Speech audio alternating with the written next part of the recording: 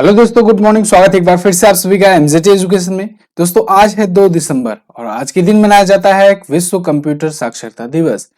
आज की वीडियो में हम लोग बात करेंगे most important daily current affair के क्वेश्चंस के बारे में जो आज के दिन से पूछे जा सकते हैं आपके आने वाले एग्जाम्स में।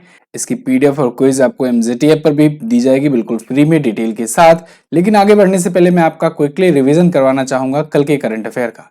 तो कल हम लोगों ने पढ़ा कि गोवा जो है ये अंतरराष्ट्रीय लुसोफोन महोत्सव मना रहा है, लुसोफोन महोत्सव। ठीक है, पुर्तगाली जो समुदाय के लोग हैं उनकी याद में उनके कल्चर को प्रमोट करने के लिए। तो ऑस्ट्रेलिया में अभी ग्रेट बैरियर रीफ को विश्व धरोहर स्थल के रूप में भी सूचीबद्ध किया है, यह भी एक न्यूज आई थी। मरियम वेबस्टर ने दोस्तों गैस लाइटिंग को अपना वर्ड ऑफ द ईयर घोषित किया है। आरबीआई ने आम लोगों के लिए 1 दिसंबर 2022 यानी कल से डिजिटल रुपया लॉन्च कर दिया है। अब भारत में भी डिजिटल रुपये चलेगा, हालांकि अभी कुछ शहरों में ही इसको रोल आउट किया गया है as a pilot project. Ganga जलापूर्ति योजना का शुभारंभ अभी गया और बोधगया में किया है। बिहार के जो सीएम है वर्तमान में 8 बार के सीएम नीतीश कुमार जी ने किया है। अभी हाल ही में मिली जानकारी के अनुसार विस्तारा एयरलाइन जो है एयर इंडिया में विलय होने वाली है। 2024 तक ये विलय हो जाएगा। डब्ल्यूएचओ ने मंकी पॉक्स का नाम बदल करके एमपॉक्स रख दिया है। और नागालैंड में 23वां हार्निवल फेस्टिवल शुरू हो चुका है, 1 से 10 दिसंबर तक आयोजित होगा, मनाया जाएगा। अंतर्राष्ट्रीय जगुआर दिवस 29 नवंबर को मनाया गया। और food safety and security authority of India ने अभी हाल ही में हिमालयन याक को फूड एनिमल के रूप में मंजूरी दे दी है। ये टॉप 10 करंट अफेयर के क्वेश्चंस थे कल की वीडियो से, जिनका आपने किया क्विकली वन लाइनर के रूप में रिवीजन। अब बात करेंगे आज का डिटेल करंट अफेयर। अभी हाल ही में 1 दिसंबर को विश्व एड्स दिवस मनाया गया। ये किस थीम के साथ मनाया गया? बहुत अच्छा क्वेश्चन है, बहुत ही इंपॉर्टेंट क्वेश्चन है। विश्व एड्स दिवस ये प्रत्येक वर्ष 1 दिसंबर को मनाया जाता है, ये तो आपको पता ही होगा। इस बार की थीम रखी गई है रॉक द रिबन। क्या? रोक द रिबन, ये है इस बार की थीम। तो विश्व एड्स दिवस दोस्तों एड्स एचआईवी एड्स के रोकथाम के लिए, इसके बारे में अवेयरनेस फैलाने के लिए ये मनाया जाता है विश्व भर में। एचआईवी मतलब ह्यूमन इम्यूनो वायरस, एड्स का मतलब एक्वायर्ड एमिनो डिफिशियंसी सिंड्रोम। दोनों का फुल फॉर्म भी बड़ा पूछा जाता है, तो आप दोनों का फुल फॉर्म भी याद रखेंगे। तो इस बार रॉक द रिबन जो है यह थीम। और एड्स दिवस के बारे में अगर बात करें तो शुरुआत हुई थी 1988 से। अगला क्वेश्चन है, हाल ही में जारी फोर्ब्स के अमीरों की सूची में सबसे ऊपर कौन है? तो फोर्ब्स ने अभी हाल ही में इंडिया में, यहाँ पर थोड़ा सा क्वेश्चन में कमी है, इंडिया में अमीरों की सूची में सबसे ऊपर रखा है गौतम अडानी को। ठीक है, फोर्ब्स ने अभी हाल ही में इंडिया की रिचेस्ट लिस्ट जारी की है, रिचेस्ट पर्सन की। उसमें गौतम अडानी ये टॉप पर बने हुए हैं। और सेकंड पर है मुकेश अंबानी। ठीक है ना, सेकंड पर मुकेश अंबानी है। यहाँ पर आप आर्टिकल देख पाओगे, फोर्ब्स ने टॉप 100 रिचेस्ट इंडियन बिलियनियर्स की लिस्ट जारी करी हुई है। इसमें गौतम अडानी जो है ये टॉप पर है। इस लिस्ट में बताया गया है कि गौतम अडानी की कुल संपत्ति 12.11 लाख करोड़ से ऊपर हो गई है। अडानी ग्रुप के ये चेयरमैन है। और वहीं मुकेश अंबानी के बारे में बात करें, रिलायंस इंडस्ट्रीज के, इनकी संपत्ति बताई गई कुल है 7.10 लाख करोड़ रुपए। क्लियर? गौतम अडानी वैसे अभी दुनिया के सेकंड वर्ल्ड रिचेस्ट बन गए थे पर्सन एलन मस्क के बाद। तो इनका भी नाम आप याद रखेंगे अच्छे से। ठीक है, आगे बढ़ते हैं। हाल ही में भारत सरकार द्वारा G20 की अध्यक्षता ग्रहण करने के उपलक्ष्य में कितने राष्ट्रीय स्मारकों को प्रकाशित किया गया? तो दोस्तों भारत अब 1 दिसंबर से फाइनली अध्यक्षता ग्रहण कर लिया है। आपको पता होगा इंडोनेशिया के बाली में दोस्तों भारत को एक सांकेतिक रूप में G20 की अध्यक्षता तो सौंपी गई थी, लेकिन भारत का कार्यकाल 1 दिसंबर से शुरू हो रहा था। तो 1 दिसंबर से भारत जो है अध्यक्षता ग्रहण कर लिया है G20 की, और ये अगली साल 30 नवंबर तक अध्यक्षता करेगा।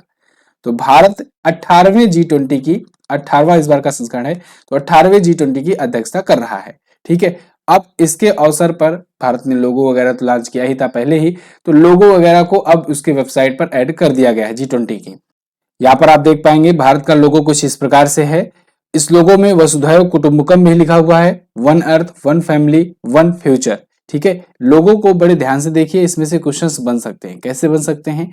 जैसे यहाँ पर वसुधैव कुटुंबकम लिखा गया है, जो कि मुंडको उपनिषद से लिया गया है। कौन कौन से कलर हैं? तो दोस्तों भारत के जो तिरंगे में जो कलर है ना, उसको भी इसमें ऐड किया गया है, जैसे केसरिया, सफेद, हरा और नीला। ठीक है, यहाँ पर आप देखोगे तो केसरिया, सफेद, हरा और नीला, ये 4 कलर जो है, ये भी यही 4 कलर भारत के तिरंगे में भी हैं। ठीक है, व्हाइट है, ब्लू कलर का चक्र होता है, और केसरिया ग्रीन है। ठीक है ना, तो ये सभी कलर इसमें भी ऐड किए गए हैं। तो यहाँ से क्वेश्चंस वगैरह बन सकते हैं आपसे, लोगों से क्वेश्चंस हमेशा से देखने को मिले हुए हैं। तो G20 शिखर सम्मेलन 9 से 10 सितंबर 2023 में भारत में आयोजित होगा, जो मेन वाला समिट होगा। इसके अलावा जो छोटी मोटी जो अध्यक्षता होगी, बैठकें होंगी, ऐसी बैठकों को टोटल अगर मिलाया जाए तो भारत के 32 स्थानों में ऐसी बैठकें होगी, 200 से ज्यादा बैठकें होनी है। ठीक है, 32 क्षेत्रों में 200 से ज्यादा बैठकें, जिसमें जम्मू कश्मीर भी शामिल है, जिसको लेकर के बीच में विवाद भी खड़ा हुआ था। तो G20 आप याद रखिएगा, इंडोनेशिया में 2022 में आयोजित किया गया और 2023 में भारत मेजबानी कर रहा है, लेकिन 2022 के 1 दिसंबर से ही मेजबानी इसकी पा गया है। कौन से संस्करण की? 18वें।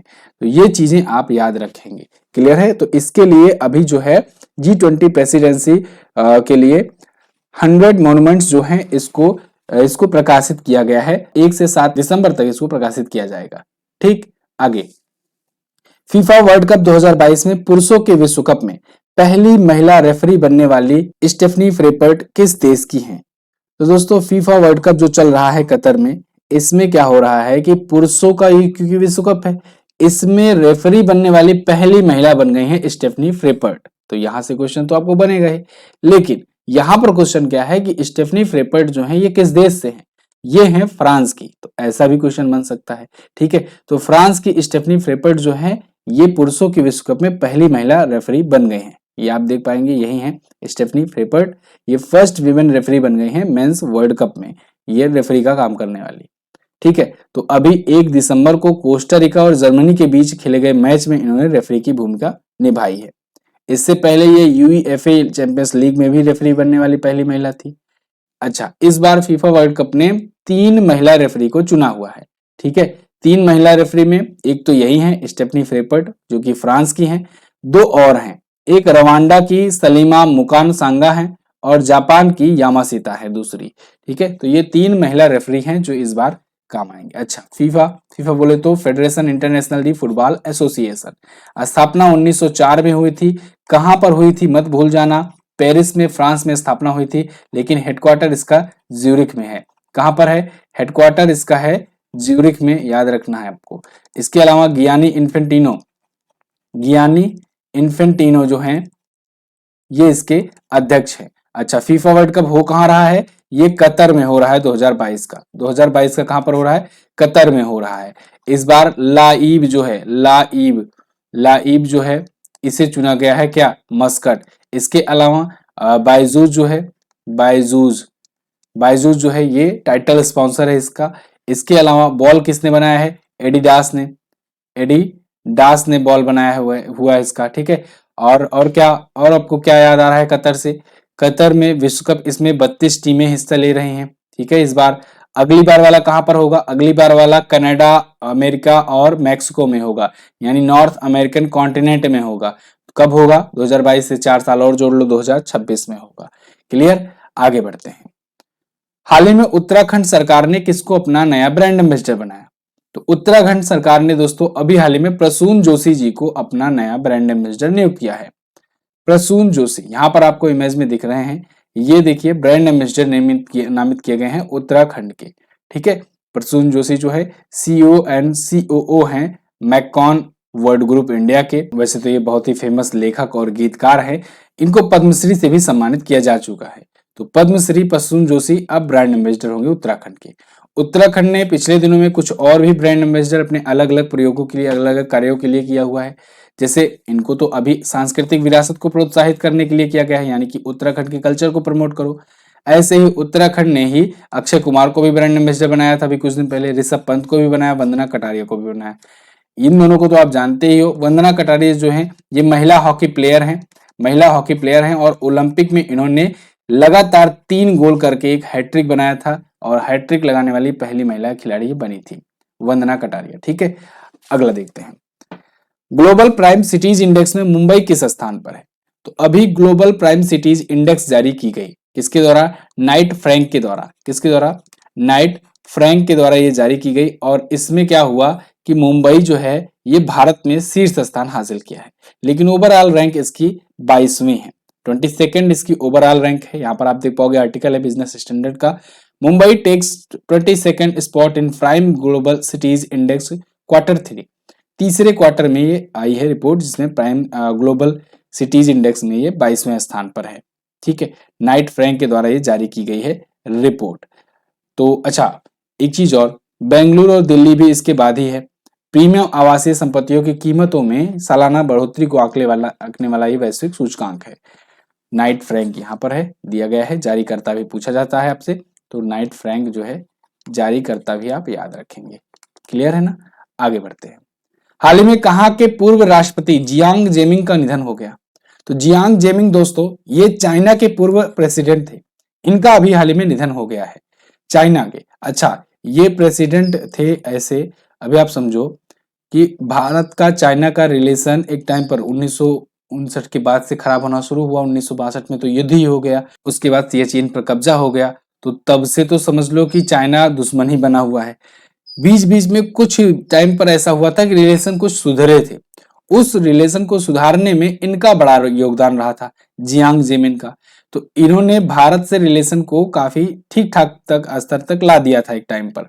भारत की यात्रा करने वाले ये पहले चीनी राष्ट्रपति भी बने थे, लेकिन फिर आए शी जिनपिंग, और अभी आप देख रहे हो अभी क्या क्या चीजें हो गया और फिर से टेंशन बरकरार हो गई।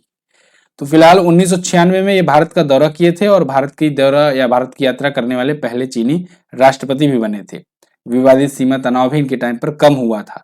ठीक है, लेकिन अभी इनका निधन हो गया है, जियांग जेमिन का। क्लियर है? अभी कौन है राष्ट्रपति? Xi Jinping. अभी उन्होंने एक और कार्यकाल के लिए अपना चुनाव जीत लिया है, या कहें अपने आप को जितवा लिया है। आगे बढ़ते हैं। हाल ही में किस केंद्रीय मंत्री ने डॉक्टर आपके द्वार मोबाइल हेल्थ क्लिनिक का उद्घाटन किया? तो अभी हाल ही में दोस्तों केंद्रीय मंत्री आर.के. सिंह ने डॉक्टर आपके द्वार नाम की मोबाइल हेल्थ क्लिनिक का उद्घाटन किया है। कहां पर इन्होंने किया हुआ है? इन्होंने बिहार में किया हुआ है। ठीक है, कहां पर? बिहार में भोजपुर जिला जो है वहां पर इन्होंने किया हुआ है, आरा भोजपुर में। तो ये केंद्रीय नवीन और नवीनीकरण ऊर्जा मंत्री हैं। इन्होंने 12.68 करोड़ की ये परियोजना शुरू करी हुई है।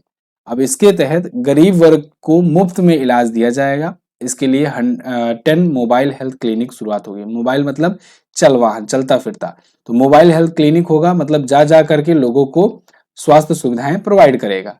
अब ये 10 मोबाइल हेल्थ क्लिनिक है, इसमें 3 जो है ये खास तौर से महिलाओं के लिए डेडिकेटेड होगा, 3 जो होगा, बाकी 7 जो होगा वो कॉमन होगा, सभी के लिए होगा। क्लियर? आगे।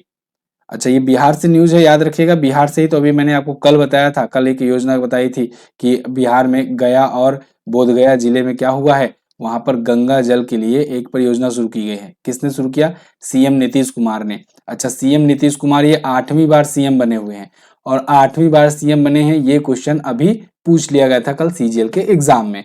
ठीक है, वैसे सीजीएल एग्जाम का एनालिसिस मैंने करवा रखा है, तो आप कल की वीडियो देख सकते हैं। कल शाम को मैंने आपको वीडियो अपलोड करके दी हुई थी, जिसमें पूरे दिन भर का जो भी शिफ्ट रहा, तो उसमें जो भी जीके जीएस का क्वेश्चन मिल पाया था वो आपको कराया गया था।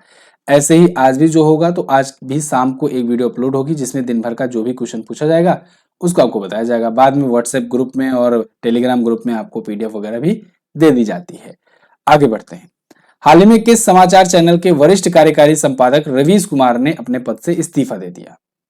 दोस्तों एनडीटीवी के बहुत ही लीजेंड संपादक और रिपोर्टर रवीश कुमार जी अपने पद से इस्तीफा दे दिए हैं। एनडीटीवी के साथ बहुत सालों से ये जुड़े रहे सीनियर जर्नलिस्ट रवीश कुमार, अब इन्होंने इस्तीफा दे दिया है। इस्तीफा देने के पीछे का कारण साफ है, बिल्कुल मैंने आपको कुछ दिन पहले ही न्यूज कवर करके बताया था कि एनडीटीवी जो है वो अडानी ग्रुप का हो जाएगा। ठीक है, क्योंकि उसमें शेयर वाला बहुत अच्छे से आपको समझाया गया था कि शेयर मार्केट की वजह से क्या कुछ हुआ था, कि शेयर ये कंपनी जो है वो जो एनडीटीवी को ओन करती थी, उस कंपनी को चूंकि अडानी ने ले लिया है, इस वजह से उसका जिसका स्टेक एनडीटीवी में ज्यादा था, तो इस वजह से ऑटोमेटिकली बाय डिफॉल्ट ये चला गया अडानी ग्रुप के पास। अब चूंकि रवीश कुमार जी जो हैं ये अडानी और अंबानी को लेकर के बहुत सारी बार विरोध कर चुके हैं, सरकारों पर आरोप भी लगा चुके हैं, तो फिर ये अब उनके अंडर में तो काम तो नहीं करते, तो यहाँ पर तो इस्तीफा देना तो मतलब ऑब्वियस सी बात थी, इनको देना ही था, ये पहले से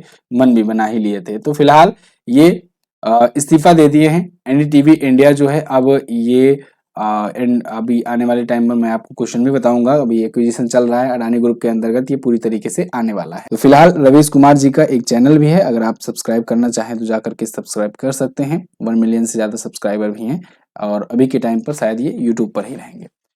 इनके अचीवमेंट की अगर बात करें तो रवीश कुमार जी को इनकी पत्रकारिता के लिए रमन मैग्सेसे पुरस्कार से सम्मानित किया जा चुका है 2019 में। 2 बार रामनाथ गोयनका उत्कृष्टता पुरस्कार भी मिल चुका है और द इंडियन एक्सप्रेस ने 2016 में इन्हें 100 सबसे प्रभावशाली भारतीयों के रूप में अपनी लिस्ट में भी शामिल किया था। तो एनडीटीवी हिंदी के ये सबसे लोकप्रिय चेहरों में से एक थे और अभी इन्होंने इस्तीफा दे दिया है। आगे, सुदर्शन प्रहार अभ्यास किस राज्य में आयोजित किया गया? तो सुदर्शन प्रहार अभ्यास जो है ये अभी हाल ही में राजस्थान में आयोजित किया गया। ये भारतीय सेना के द्वारा ही आयोजित किया गया। भारतीय सेना ने ही अभी सुदर्शन प्रहार ये किया है राजस्थान के डिजर्ट में, यानी राजस्थान के रेगिस्तान में ये किया गया है। ठीक है, जैसलमेर में 13 नवंबर से ही 3 दिसंबर तक देवलाली में एक और अभ्यास चल रहा है, अग्नि वॉरियर। ठीक है, अग्नि वॉरियर ये भारत और सिंगापुर के बीच में चल रहा है, बहुत दिनों से चल रहा है, तो ये अभी कल जाकर के समाप्त होगा। ऐसे ही कुछ और अभ्यास हैं जो अभी रिसेंटली हुए हैं, उनको रिवाइज कर लेते हैं। जैसे युद्ध अभ्यास भारत अमेरिका के बीच में चल ही रहा है। ठीक है, 15 नवंबर से 2 दिसंबर तक आज ये समाप्त जाकर के हो जाएगा। ये बहुत इंपॉर्टेंट क्वेश्चन है क्योंकि चाइना बौखलाया हुआ है। ये उत्तराखंड में हो रहा है, उत्तराखंड में हो रहा है और इसको लेकर के चाइना बड़ा परेशान है क्योंकि इंडिया और चाइना के बॉर्डर के पास में ये हो रहा है। ठीक है, ऑस्ट्रा हिंद जो है ये भारत और ऑस्ट्रेलिया के बीच में, इसके बारे में अभी मैंने कुछ दिन पहले आपको बताया था। 11 दिसंबर तक चलेगा। अग्नि वॉरियर ये 3 दिसंबर को समाप्त हो जाएगा, भारत सिंगापुर।